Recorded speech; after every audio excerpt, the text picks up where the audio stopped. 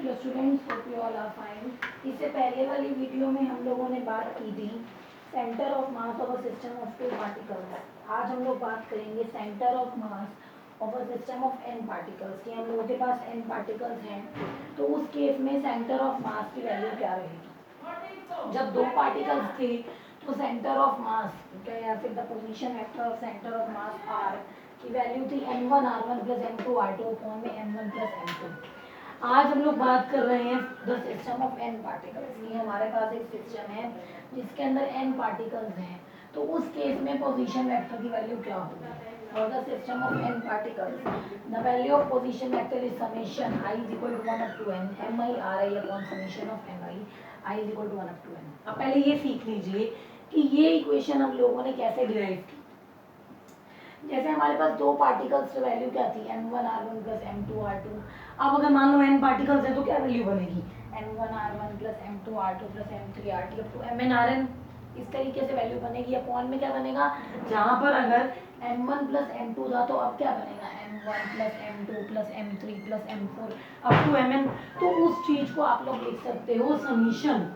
ये जो साइन नहीं होता समीशन का, summation mi ri I is equal to 1 up to n and summation of mi I is equal to 1 up to में n हम लोगों ने हमने एक सिस्टम लिया है जिसमें n पार्टिकल्स प्रेजेंट हैं। We have considered a system having n particles. Number of particles जो हमारे हैं वो n है। नाउ mi हमारा क्या है और ri हमारा यहाँ पर क्या है। mi is the mass of ith particle and ri is the position vector of ith particle। mi हमारा मास है ith पार्टिकल का और ri हमारा क्या है, पोजीशन वेक्टर है ith पार्टिकल का। Now let r is equal to xi cap plus yj cap plus zk cap. हमने कहा, हमने r को लिया xi cap plus yj cap plus zk cap. ri is equal to xi I cap plus yij cap plus zik cap. ये नहीं, मैंने यही वाला लाइन फिर से रिपीट लिख दी बाय मिस्टेक।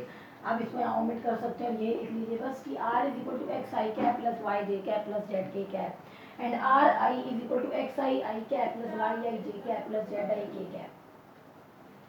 नाउ ये जो दो इक्वेशंस हैं, the equation of the position vector r and the equation of the position vector of ith particle ri, जो आपके पास दो इक्वेशंस हैं, the position vector of the centre of मास यानी कि ये r इसकी equation and the position vector of ith particle उसकी equation.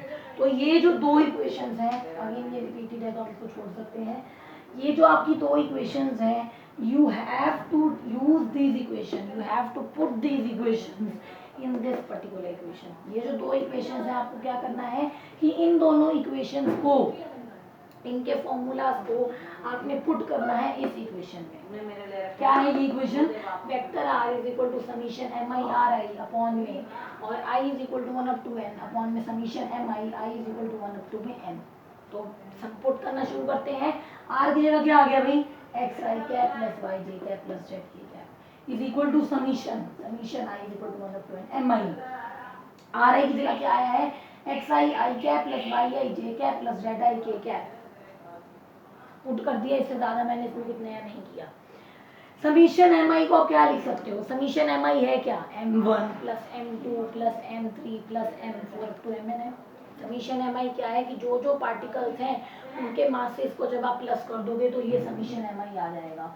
तो अगर एक सिस्टम में n पार्टिकल्स हैं तो आप जो सिस्टम का मास है m वो इसके बराबर होगा ना। एक सिस्टम है उसके अंदर आपके पास n पार्टिकल्स हैं, तो उस सिस्टम का मास कैपिटल M क्या होगा, sum of the masses of these particles, sum of masses of these particle होगा। तो आप इस समीशन mi को लिख सकते हो कैपिटल M। समीशन mi को आप लिख सकते हो कैपिटल M। क्या किया है, again I am telling you that what we have done in this equation. आपने r की जगह ले लिया xi cap plus yj cap plus zk cap is equal to summation mi।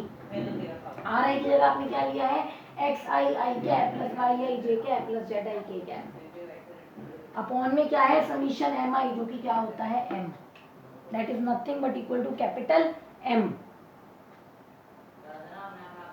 Now on comparing these two sides of this equation, ये जो दोनों sides हैं इन equations की, इन्हें compare कीजिए। जो ये दो साइड्स हैं आपकी इस पर्टिकुलर इक्वेशन की, इन्हें कंपेयर कीजिए और एक्स वाई जेड की वैल्यू को ऑब्टेन कीजिए, या पोजीशन वेक्टर और सेंटर ऑफ मास के जो एक्स कोऑर्डिनेट, वाई कोऑर्डिनेट और जेड कोऑर्डिनेट है उसकी वैल्यूज को निकालिए। On comparing these two sides, on comparing these sides of these two equation, this particular equation, क्या आप लोगों को मिलने वाला है x is equal to summation m I x I upon m, y is equal to summation m I y I upon m, and z is equal to summation m I z I upon m। आपने कुछ नहीं किया, ith, jth और kth component को हम लोगों ने compare कर दिया, तो यहाँ से हमारे पास आ जाती हैं भाई वैल्यूज x y z की। अब हमें सीखना है भाई कि हम और किस तरीके से इन वैल्यूज को डिफाइन कर सकते हैं। What is the other way of defining these particular value. तो आई होप कि यहाँ तक आपको क्लियर हो गया होगा कि एक्स वाई जेड की वैल्यूज हमारी क्या आई हैं, summation M I X I I is equal to 1 up to N upon में M, Y is equal to summation M I Y I upon में M, and Z is equal to summation M I Z I upon में M. इसमें एक बार आगे देखते हैं भी आगे क्या करना है।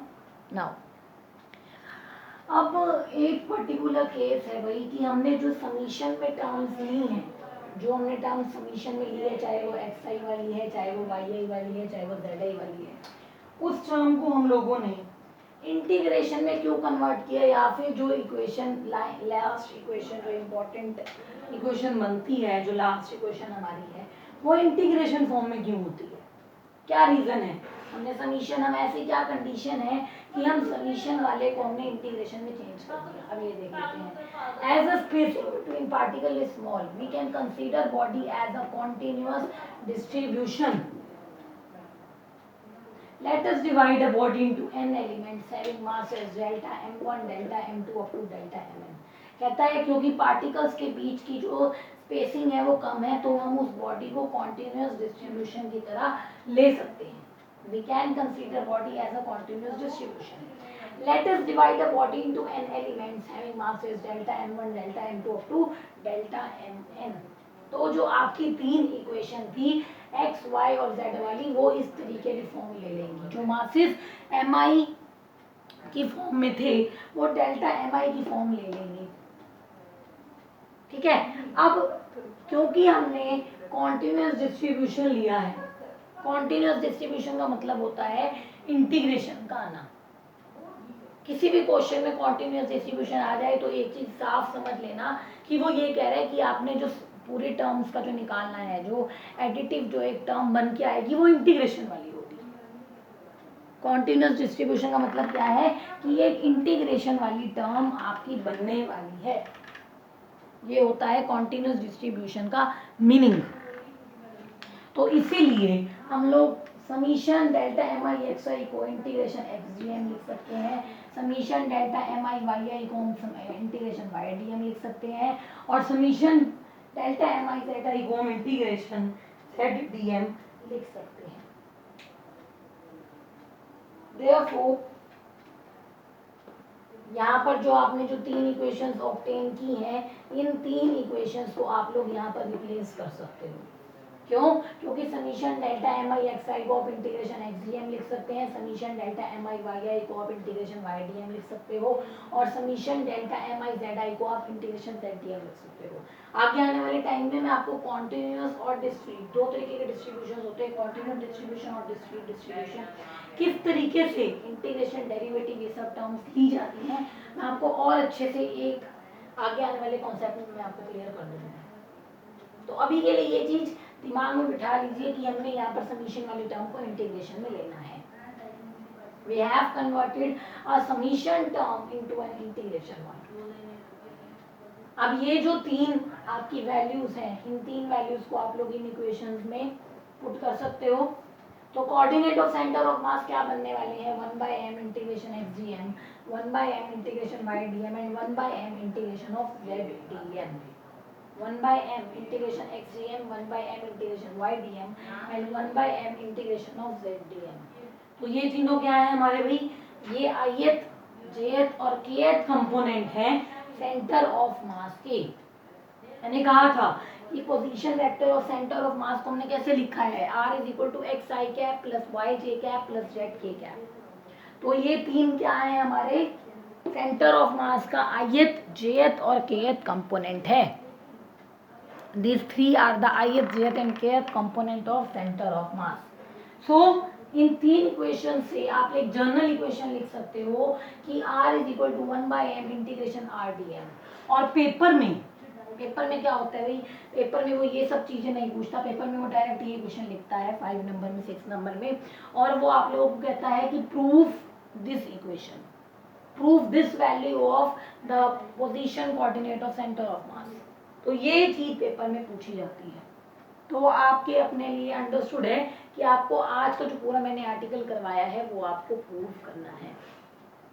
अगेन मैं वही बार बार कहती हूँ कि जिन्होंने भी अपनी नोटबुक्स कंप्लीट नहीं की, complete it as soon as possible, जल्दी से जल्दी कंप्लीट कीजिए और आगे वाले सिलेबस पर फोकस कीजिए.